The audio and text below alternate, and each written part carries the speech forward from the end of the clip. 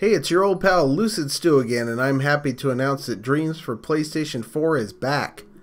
It was recently demoed at the latest PlayStation Experience in Anaheim, California, and I was fortunate enough to attend.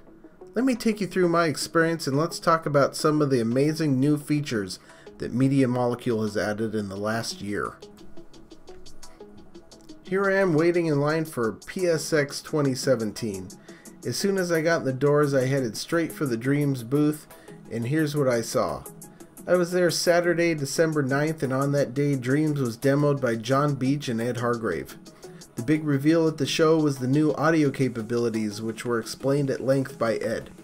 Much to the surprise of just about everyone, Media Molecule has included a full audio sequencer in this game. The feature set is basically the same as similar dedicated standalone software.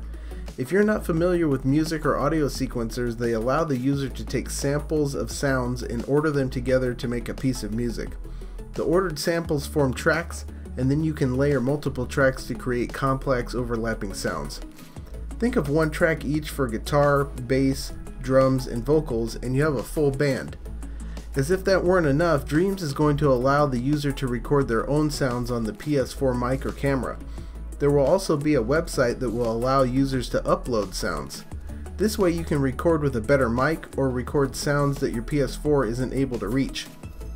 That alone is pretty cool when it comes to creating audio for UGC, but they've gone further still. There will be a range of effects that will ship with the game that can be applied to your sounds, like reverb and other standard effects, but users can also create their own effects. This is great for sound effects, but what if you want to create and add music to your Dreams? Well, you could record yourself playing an instrument and input that, or if you didn't know how to play an instrument, you could utilize the virtual drum pad included with the game using your controller.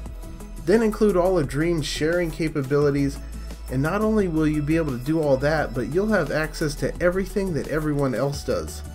Once people get the hang of things, the amount of available sounds and music is going to be tremendous. Long story short, sound in Dreams is going to be amazing. Now here's a look at Ed demoing the Instrument Canvas drum pad with a sampled sound and several effects. This is the first thing everyone's going to do when they play with the PlayStation microphone on the camera there. Meow. Harmony with meow. Meow. Just turn the chord made off. Meow. Meow. Meow. Meow. Meow. Meow. Meow. Meow. Meow. Meow. Meow. Meow. Meow. Meow. Keep going. No. And that is Ed's voice, that is his actual voice. That's my voice. You can make your own instruments. You probably have a much better singing voice than I do. Meow. Meow. And again, we've got some more effect fields for you to discover in this instrument. This one is meow. So you can make some dubstep meows. This one's meow, meow, meow, meow, meow. If anyone knows what technology we use to make this happen, come and talk to me. We'll geek out.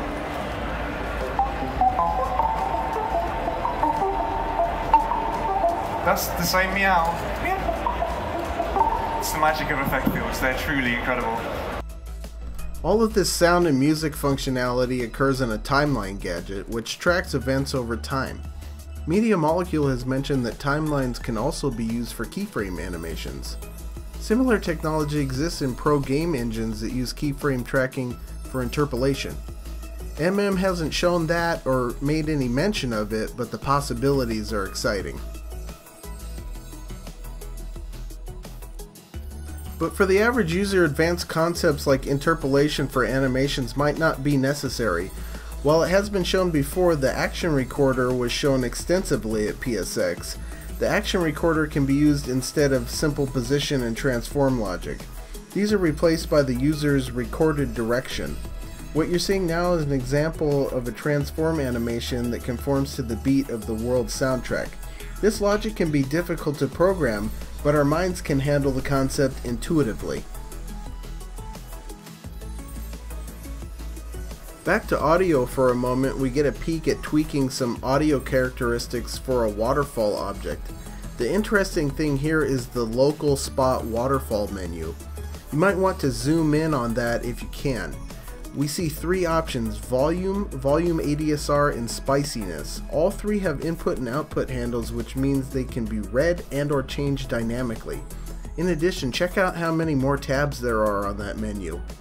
Presumably, each of those also has variables that can be wired up. Volume is self-explanatory, ADSR is a little bit more technical, try looking it up, and spiciness should be obvious, but it's anyone's guess what it actually does. And lastly, let's take a look at some level load times. The last time we saw Dreams, levels were loading in the 30 to 45 second range.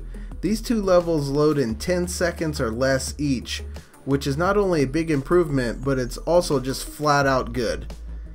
Media Molecule has also stated that linked levels will stream consecutively, which should knock down load times between linked levels even more.